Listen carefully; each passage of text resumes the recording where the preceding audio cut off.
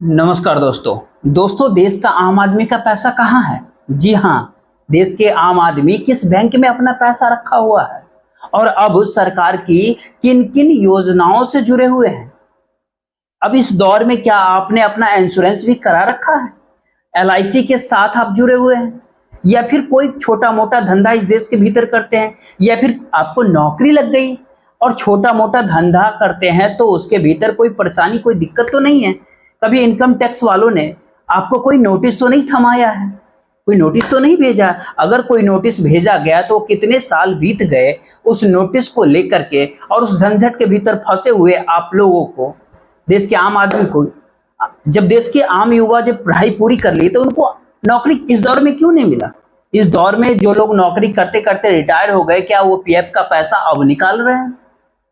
इसी समय में इस भारत देश के टॉप यूनिवर्सिटीज के अंदर आप पहुंचते हैं, लेकिन क्या आप कभी एलुमनी से मिले और उससे कभी ये बात पूछा कि 20 साल पहले जब रिसर्च हुआ करता था, किसी भी क्षेत्र में कोई पीएचडी किया करता था या फिर कोई लाइब्रेरी होती थी, तो उसके लिए अब कोई बजट देश में है या फिर नहीं है, और उस समय क्या बजट था और इस दौर में क्या है। कमोबेश हर क्षेत्रों में हो सकता है कि आप रेस्तोरां जाते हो, पैसा आपके पास बहुत होगा, आपको फिक्र नहीं होगी कि बिल की तरफ एक बार देखे भी या फिर ना देखे। लेकिन ऐसे भी लोगों की भरमार है देश के भीतर जो छोटे छोटे होटलों में जाते हैं, रेडी पे जाते हैं, ठेले पे जाते हैं। आप कभी बाजार गए होंगे, खुदरा बाजार में गए होंगे, और आपने वहां पर क्या देखा है कि कितनी कीमतें बढ़ी है सब्जी की, या फिर किसी आप मंडी गए हैं और आपने देखा कि वहां पर थोक में जो माल मिलता है उसकी कीमत भी कितनी बढ़ गई है। आज इन्हीं सारी बातों का जिक्र हम आपसे क्यों कर रहे हैं। सवाल उठता है क्योंकि ये सवाल इस दौर में काफी महत्वपूर्ण हो चला है। ये हवा जो है ना, अमेरिका की है, ये हवा फ्रांस की है, ये हवा जापान की है, ये हवा जर्मनी की है, ये हवा धीरे धीरे कनाडा के दिशा में भी जा रही है। इस पूरे हवा के हिस्से में आप कहीं ना कहीं हम सब आ रहे हैं। इस हिस्से के दायरे में भारत की आर्थिक स्थिति भी आएगा, भारत के एक्सपोर्ट इंपोर्ट भी आएगा, भारत में बढ़ता हुआ कर्ज भी आएगा, भारत का आयात निर्यात सब आएगा। भारत के सरकारी खजाने के अंदर जितने पैसे जमे हैं पूंजी के तौर पे, डॉलर के तौर पे, उसमें बढ़ोतरी होगी या फिर कमी होगा। इस दौर में सोना कुछ कम हो गया तो क्या आपने खरीदा क्या।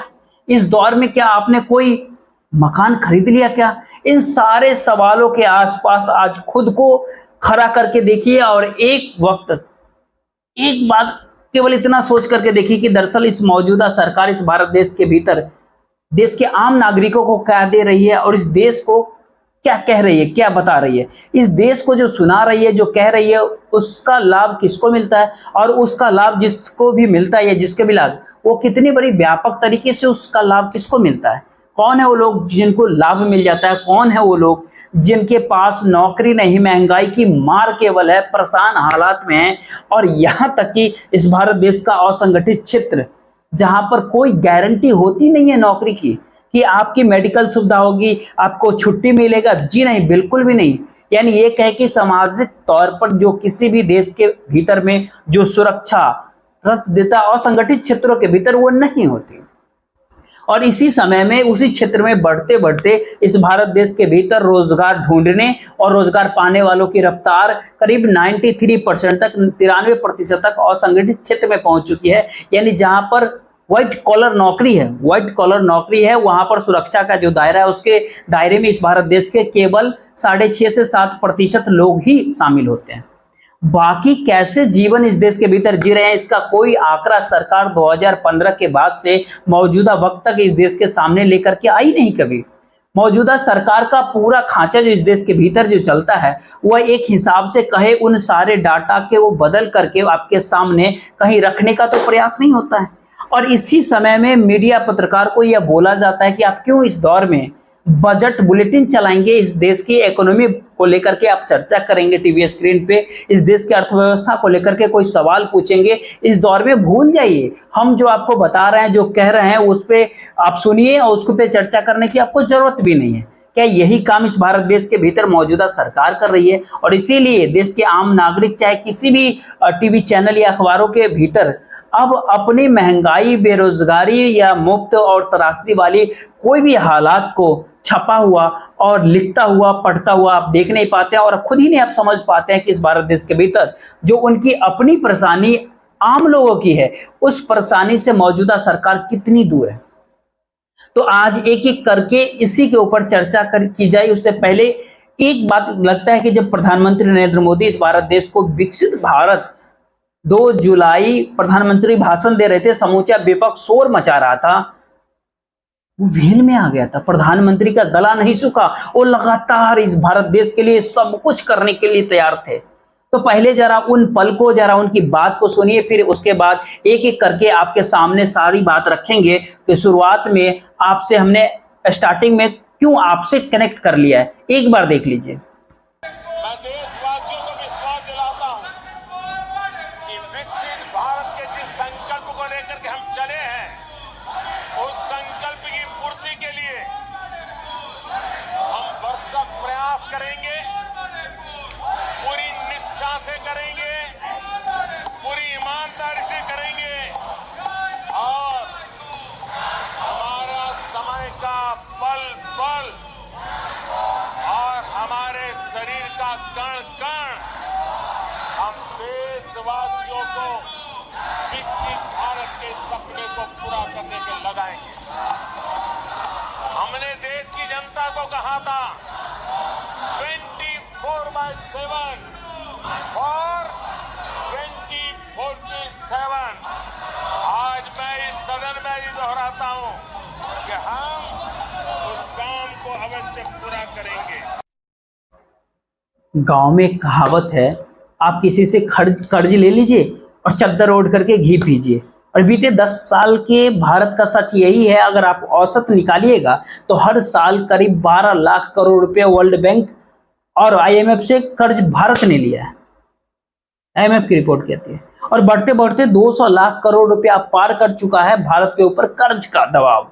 लेकिन बात इतना भर से बनता नहीं है। बात तो इस बात से बनती है कि भारत के ऊपर या फिर भारत की जरूरत मौजूदा वक्त में हम दोनों का पूरा कर पाने की स्थिति में नहीं, लेकिन संसद भवन के भीतर, पार्लियामेंट के अंदर प्रधानमंत्री नरेंद्र मोदी ये बात कहने से चूकते नहीं है कि हम विकसित भारत बनाएंगे। ये सपना हमने पाल लिया है।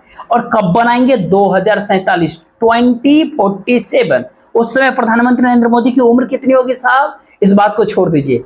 कल लाल किले के प्राचीर से हो सकता है 15 अगस्त को नरेंद्र मोदी इस बात को दोहराएंगे, लेकिन फिर उस समय ये बात ना पूछिएगा कि उस दौर में कौन सी पीढ़ी होगी, कौन से बच्चे बड़े होकर के क्या कर रहे होंगे। क्योंकि इस दौर में जो उनको उपलब्ध कराया जा रहा है, या इस भारत देश के भीतर में जितने भी पैसा वाला तबका जिस रूप में भी काम कर रहा है मौजूदा समय में, उसकी आर्थिक माली स्थिति क्या है, और इस भारत देश की आम जनता का पैसा जो बैंकों के भीतर जमा है उसकी स्थिति क्या है, इससे एक छवि आपके सामने साफ हो जाएगी।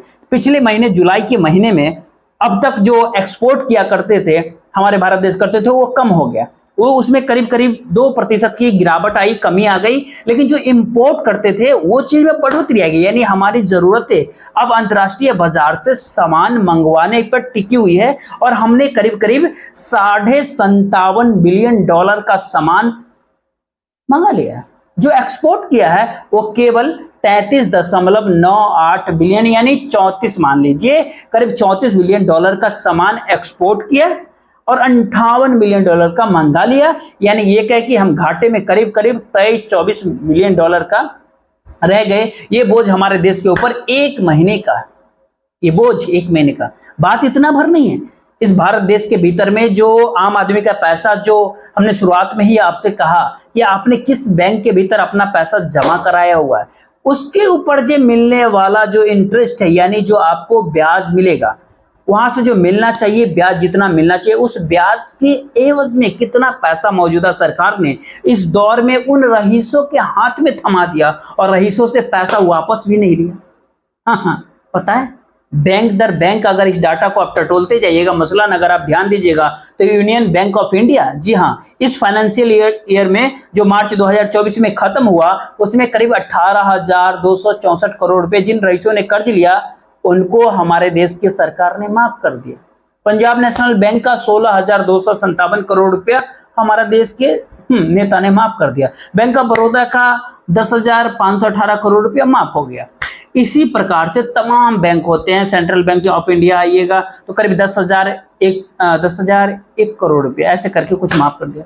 बात इस बात से नहीं बनेगी, बात इस बात से बनेगी इस दौर में केवल एसबीआई बीते 10 साल के भीतर 2,59,415 करोड़ रुपया जिन रईसों ने कर्ज लिया एसबीआई से उनका माफ कर दिया गया। पंजाब नेशनल बैंक से 94,000, ये 10 साल का आंकड़ा है, 94,000 करोड़ से अधिक माफ कर दिया गया। पंजाब नेशनल से बैंक ऑफ बड़ौदा का करीब 73-74 करोड़ रुपया इस 10 सालों में माफ कर दिया गया। आप पूछिएगा माफी सरकार करती है तो क्या वापस नहीं लेती है? जी नहीं, वो वापस नहीं लेती। तो यहीं पे एक सवाल उठता है कि बार बार आप रईस कह रहे हैं, रईस इस देश में कौन है? तो सरकार ही इस बात की जानकारी देती है कि हम जिनको कर्ज दे रहे हैं उसमें जो इस देश के बिग इंडस्ट्रियल बड़े उद्योगपति, बड़े औद्योगिक वाले लोग हैं, औद्योगिक चलाने वाले, क्योंकि इंडस्ट्री के जरिए इस देश में उत्पादन होता है। इस देश में मैन्युफैक्चर करने वाले उद्योगों को जो कर्ज साल दर साल माफ कर दिया गया बीते 10 सालों में, उसका औसत करीब 52 से 54% बनता है। यानी इतना बड़ा रकम इस भारत देश के भीतर में अब उद्योग सक्षम नहीं है कि वो मैन्युफैक्चर करके अपने इंडस्ट्री को चला सके, और ना चला पाने की एवज में वो मौजूदा सरकार से कर्ज ले लेते हैं और कर्ज लेने के बाद नहीं लौटा पाते हैं। सरकार को भी इस बात का समझ नहीं आता कि इंडस्ट्री लगाए बैठा है, चलो उसको कर्ज माफ कर दो, तो फिर माफ कर देते हैं। कॉर्पोरेट का 27%, 27% कर्ज माफ कर दिया गया कॉर्पोरेट का। सर्विस सेक्टर का करीब करीब 27% माफ कर दिया गया। तो फिर बचा बाकी क्या? 27, 54। तो इस दौर में देश की आम जनता का कर्ज माफ नहीं होता, किसानों का कर्ज माफ नहीं होता, लेकिन आपने कोई बड़ी उद्योगपति हैं, बड़े उद्योग चला रहे हैं और उस इंडस्ट्री से आपका जुड़ाव कॉर्पोरेट और कॉर्पोरेट के आश्रय सरकार का साथ आपका जुड़ाव है। तो इस भारत देश के भीतर में साल दर साल जो माफी हुई है, पिछले साल 95,000 करोड़ रुपए की माफी कर दी गई, बड़े बड़े उद्योगपतियों की गई। उससे पहले साल 1,10,000 करोड़ रुपए माफी बड़े उद्योगपति के किए गए। उससे पहले के साल में कोविड से जब निकले थे उस समय में 70,000 करोड़ तुरंत माफ कर दिया गया था, और कोविड काल के दौर में 1,60,000 करोड़ रुपया माफ कर दिया गया था। तो जो 5 किलो मुफ्त की अनाज पर जीवित है 82 करोड़ लोग, जिनको 5 किलो अनाज चाहिए और लोग ये मानते हैं कि सरकार ये देती रहनी चाहिए, तो हर कोई कहेगा आप बिल्कुल देते चले जाइए। इस भारत देश में हर घर में आपको कम से कम अनाज फ्री कर देना चाहिए। जब इतनी बड़ी रकम आप दे रहे हैं साहब, उस दायरे के भीतर में अगर आप कुछ और समझना चाहते हैं तो 1 साल के भीतर जो मुफ्त का अनाज सरकार बांटती है, सरकार जो देती है, उतना कॉर्पोरेट और इंडस्ट्री चलाने वाले लोग हैं उनको हर साल माफ कर देती है। तो फिर तो कहिएगा कि बराबर की माफी है तो इसमें टेंशन लेने की बात कहाँ है? तो बात इस बात से नहीं बनेगी, दरअसल बात इस बात से बनेगी, दरअसल इससे पहले भी ऐसा होता था क्या? जी नहीं, इससे पहले ऐसा नहीं होता था। अगर आप 2004 से 2014 के दौरान आप देखेंगे और 2004 से 2009 के बीच में जो पहली जो मनमोहन की सरकार थी, जिसको लोग वामपंथी समर्थन भी दे रहे थे, उस दौर में तो 45,000 करोड़ रुपए उन्होंने माफ किए थे। 2009 से 2014 के दौरान यानी यूपीए 2 की कार्यकाल में प्रधानमंत्री को सत्ता सौंपने वक्त जो माफी थी वो 1,23,000। तो इस 10 साल में बीते 10 साल में हर साल 1,17,000 करोड़ रुपए माफ कर दिए गए, जो उससे पहले जो 5 साल में जितने माफ किए गए। अब यहाँ पर सवाल उठता है, इसी तरीके से हर साल किसी बीते वर्ष में 2 लाख करोड़ से ज्यादा हुए, किसी में करीब करीब 2.5 लाख करोड़ तक माफी कर दी गई, और ये पैसा वसूला नहीं जाता है। यहीं पे एक सवाल उठता है कि लोग कर्ज ले रहे हैं, रईसों को माफ कर दे रहे हैं, मुफ्त का अनाज देश में बांट रहे हैं, तो इस भारत देश की इकोनॉमी, आर्थिक स्थिति आखिर चल कैसे रही है? क्या वो कर्ज से चल रही है? ये एक प्रोसेस में इस भारत देश को और न्यूनतम परिस्थिति के भीतर ले जाकर के रखने की सोच मौजूदा सरकार की आ चुकी है। क्योंकि जो हमने शुरुआत में ही आपसे जिक्र किया, जो हवा अमेरिका में बहा है, जो हवा जापान में, जो अमेरिका के भीतर बेरोजगारी दर बढ़ गया, जापान के भीतर भी बेरोजगारी दर बढ़ गया, ऑस्ट्रेलिया और कनाडा 0.8 और 0.6% अभी ऊपर है, लेकिन तमाम यूरोपीय देशों में इसका असर पड़ने लगा, और ये धीरे धीरे हवा, क्योंकि पूंजी और पैसा, रुपया, ये नहीं देखता है कि किस रूप में और कहां और कौन सी देश की सीमा है, तो वह उससे पार निकल जा रहा है। ऐसे में हमारे देश के प्रधानमंत्री जब इस बात का जिक्र कर रहे थे तो इस एक ही झटके में इस देश के जो 90 से 93% लोग जो असंगठित क्षेत्रों में हैं, पहले हम उसकी बात कर लेते हैं। उनकी आय जो बीते 10 साल पहले औसत हुआ करती थी इस देश के भीतर, वो करीब करीब 6-6.5 हजार अनऑर्गेनाइज सेक्टर के यानी असंगठित क्षेत्रों में काम करने वाले लोगों की एवरेज होती थी। वो एवरेज घटते घटते घटते घटते वो 93% में से एक बड़ा हिस्सा एग्रीकल्चर के भीतर चला गया, जिसको आप मनरेगा से जोड़ सकते हैं या फिर किसान मजदूर से जोड़ सकते हैं। इस 90-93% के हिस्से को अगर उसी रूप में आप देखना चाहेंगे तो इस दौर में उनकी एवरेज औसत इनकम जो है वो करीब 3.5-4 हजार के बीच में दौड़ने लगा, यानी रेंगने लगा, यानी कम हो गई, महंगाई बढ़ने लगी। लेकिन सरकार इस बात को नहीं मानती। सरकार आंकड़ों के हेर फेर में अपना हुनर दिखाती है और इस भारत देश की तमाम मीडिया पत्रकार उस हुनर को छिपाने में अपना हुनर और ज्यादा दिखाती है। शायद इसीलिए बीते करीब 2 दिनों के भीतर जब इस भारत देश के भीतर खुदरा महंगाई दर आया और पता चला कि वो 3.5% है, हमने एक वीडियो बनाया, आप देख लीजिएगा। और आज जानकारी मिली कि थोक महंगाई दर 2.1% है। तो फिर कोई भी इस बात से झटका खा जाएगा जिसने बीते 1 साल के भीतर इस भारत देश के भीतर कोई भी सामान को खरीदा होगा। 1 साल तो आप छोड़ दीजिए साहब, आपके सामने बीते 4 साल का आंकड़ा रखते हैं और उन 4 सालों के आंकड़े के औसत भी अगर आप निकाल के देखिएगा तो उसकी तुलना में करीब करीब 20% इजाफा इस दौर में मौजूदा समय में खाद्य पदार्थों को लेकर के, सब्जी का, दूध का, फल का, मोटे अनाज का, सबका हो गया। लेकिन सरकार मानती है कम हो गई। तो जरा आप सरकार की बात मान लीजिए और मीडिया पत्रकार की तरफ आप देखिएगा तो वो अपनी बात सुनाएंगे कि देखिए सब चीजें तो इस दौर में ठीक ही चल रही है। तो क्या बात इतना भर से साफ होगी? जी नहीं।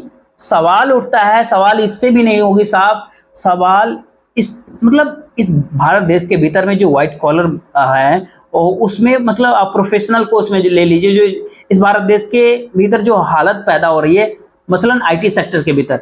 IT सेक्टर में अगर इस वित्तीय वर्ष में जो बीत गया मार्च के महीने को, जो वित्तीय वर्ष, उसमें अगर देखिएगा तो करीब 3,40,000 नौकरियां वहां से निकली IT सेक्टर से। पिछले महीने घट करके वो 2,60,000 हो गई। इस महीने अगस्त के महीने में जो आधा अगस्त बीतने को है, 14 तारीख आज हो गया, इसमें केवल 30,000 नौकरियों का जिक्र है। एक पूरा प्रोसेस है जो धीरे धीरे कम होता चला जा रहा है।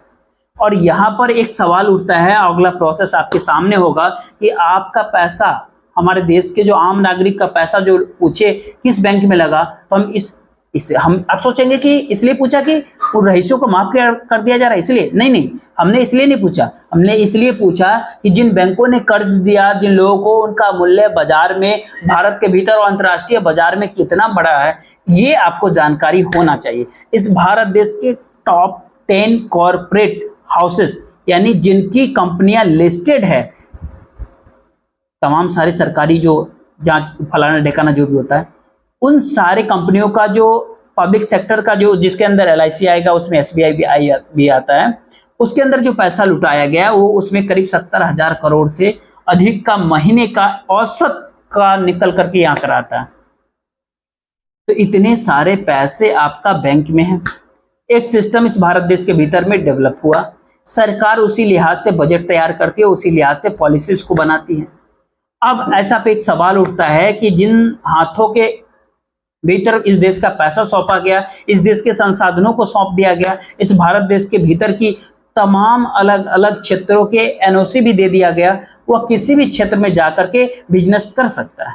लेकिन सवाल उठता है दूसरी तरफ इस भारत देश के भीतर में जो बेरोजगारी और महंगाई की स्थिति लगभग लगातार बढ़ती जा रही थी, उसके आंकड़ों के भीतर हेर फेर करके इस गुलामी भारत रखने की कोशिश सरकार ने की और मीडिया ने उसको हाथों हाथ थम लिया। शायद यही वो बड़ी वजह है जिन वजहों की वजह से शेयर मार्केट के साथ जब कॉर्पोरेट का नाम जुड़ता है तो ये सारे सवाल भारत नहीं बल्कि अंतर्राष्ट्रीय मंचों के ऊपर अब गूंजने लगा है।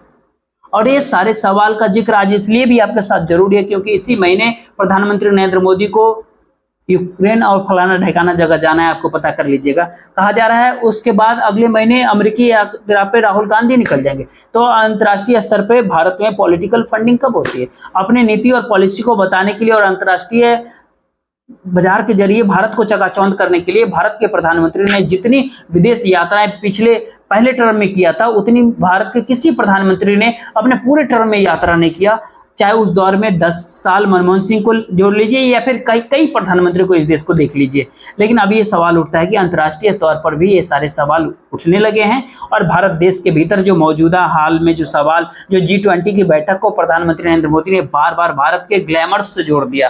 राहुल गांधी ने इसके उलट सवाल किया कि G20 के जो देश के लोग आए वह भी पूछ रहे थे कि भारत में एक ही व्यक्ति है या फिर दो व्यक्ति के हाथ में सब कुछ, कोई कैसे सौंप सकता है इस दौर में, और एक लिहाज से तो फ्री लाइसेंस है क्या? देख लीजिए।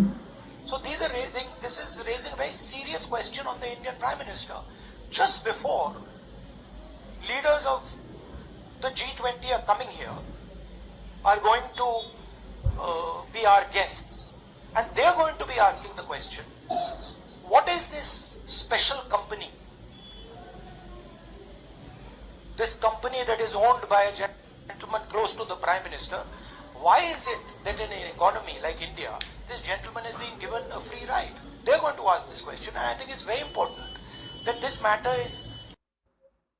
तो क्या ऐसे में भारत देश की इकोनॉमी मनमाफिक तरीके से मौजूदा सरकार चला रही है, या फिर सरकार को इस बात का गुमान है कि देश की आम जनता तो उसको चुन ही लेती है, चाहे इस दौर में वो अल्पमत में ही क्यों न ले आई हो? जी नहीं साहब, बात तो अभी भी पूरी नहीं हुई है। आप टैक्स भरते हैं, ये बात आपको पता है, और दुनिया के सबसे ज्यादा टैक्स लेने वाले देशों में भारत पहले, दूसरे, तीसरे नंबर पर आ गए। लेकिन टैक्स आपसे कहेंगे नहीं कि आपसे टैक्स हम ले रहे हैं, उसके बावजूद भी आपसे हम पैसा ले लेते हैं। ये रास्ता भी भारत के भीतर बाखूबी अपने अनुकूल परिस्थिति बनाने के लिए मौजूदा सरकार ने खोज लिया। इसके ऊपर भी बहुत सारे तहकीकात करने के बाद पता चला कि पिछले साल के बजट के मुकाबले इस साल जो सरकार आपसे वसूल रही है वो करीब करीब 45% अधिक है पिछले साल की तुलना में। आप पूछिएगा कैसे ज्यादा है, तो आप जितने भी अपने तौर पर एनर्जी का उपयोग करते हैं उसमें सेस लिया जाता है। 17,444 करोड़ रुपए सरकार वहां से ले आती है। जो ट्रांसपोर्ट सर्विस चलती है उसमें जो आप टिकट कटाते हैं उसमें भी सेस ले लिया जाता है। 31,705 करोड़ रुपए सरकार वहां से भी ले लेती है। जो आप टेलीफोन, मोबाइल कम्युनिकेशन, जो कुछ भी यूज करते हैं उससे भी सरकार सेस ले लेती है, और वो 1,20,000 या 30,267 करोड़ रुपया, इतना रुपया लिया जा रहा है। तो इसी साल का बजट जो बताता है।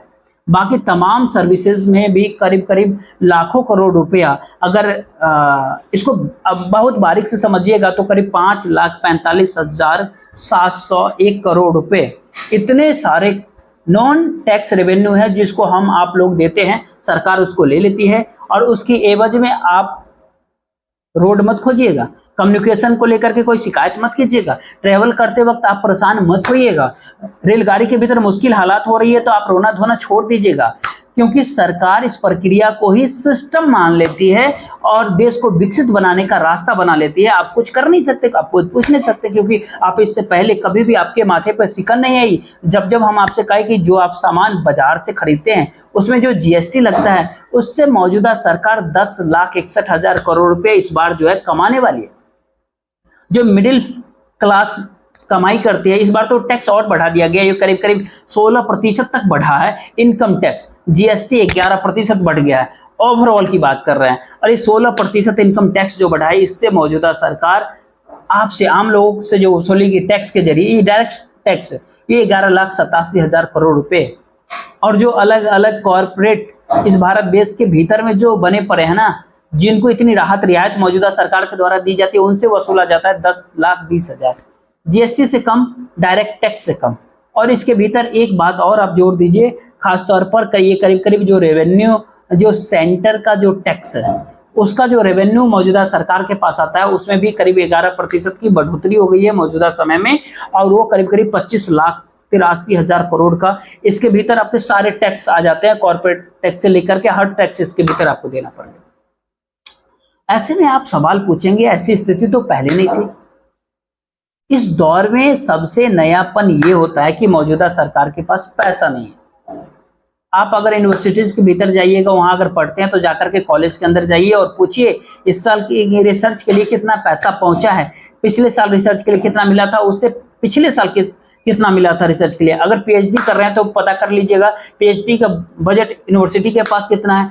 यदि मेडिकल क्षेत्र से जुड़े हुए तो किसी भी मेडिकल स्टूडेंट या एम्स के अंदर डॉक्टर है या फिर कहीं है, तमाम सारी जगह पूछ लीजिए कितना बजट मिला, इक्विपमेंट्स का कितना बजट मिला। जिस भी क्षेत्र के भीतर है वहां पर आप जानकारी इकट्ठा कर लीजिए। और बात होते होते जिस मीडिया पत्रकार के ऊपर पैसा इस दौर में लुटाया जा रहा था, लगातार विज्ञापन दे दे करके जितना पैसा लुटाया जा रहा था, जिस रूप में अब सरकार के पास ये पैसा नहीं कि वो लुटाने की परिस्थिति में आए। लेकिन इस पूरे इकोनॉमिक क्राइसिस के दौर में मीडिया पत्रकार भी मौजूदा सरकार के साथ बराबर का भागीदार है, तो फिर वह बेहिचक मौजूदा सरकार के लिए ढोल बजाते रहेगा। लेकिन यहां पर एक सवाल और उठना चाहिए, जब तब सरकार अपने ऊपर जितने भी खर्च करती है वो कितनी बड़ी रकम है। तो इसके ऊपर तमाम जांच पड़ताल के बाद जो बातें निकल करके आती है कि दरअसल इस भारत देश में करीब करीब 17 लाख करोड़ रुपए से ज्यादा सरकार अपने पेमेंट, अपनी इमारतों और अपनी अलग अलग विभागों को जोड़ दीजिएगा तो करीब करीब 20 लाख करोड़ रुपए इस देश का जो कर्मचारी काम कर रहे हैं, जो जिन इमारतों के भीतर बैठ रहे हैं, जो रिटायर्ड हो गए, उनको जो पेंशन दिया जाता है, जो भी सैलरी है उनकी, उन सभी के ऊपर करीब करीब 20 लाख करोड़ रुपए इस देश का अलग अलग तरीके से खर्च हो जाता है। और इसका कोई आय नहीं। जब हम आपसे पहले जिक्र किया कि अनऑर्गेनाइज सेक्टर में 93% तक, ऑर्गेनाइज सेक्टर जो कर्मचारियों के दौर में जो आपसे बात कर रहे थे केवल 7%। तो जरा 7% के भारत से बाहर निकल करके 93% के इंडिया को अगर देख लीजिएगा, अगर उसके भीतर अगर आप घुसिएगा और देखना शुरू कीजिएगा, आप रखिएगा, तो आपको इस बात को जान करके हैरानी बिल्कुल भी नहीं होनी चाहिए कि जो मिड डे मील है उसके भीतर जो प्रति राज्य और सेंटर की जो भागीदारी होती है, उसके भीतर भी इस भारत देश के कई राज्यों के भीतर में वह बजट भी दे पाने की स्थिति में कहीं राज्य नहीं, कहीं पे केंद्र सरकार नहीं। मनरेगा का पूरा पैसा दे पाने की स्थिति में राज्य नहीं, कहीं सेंटर नहीं।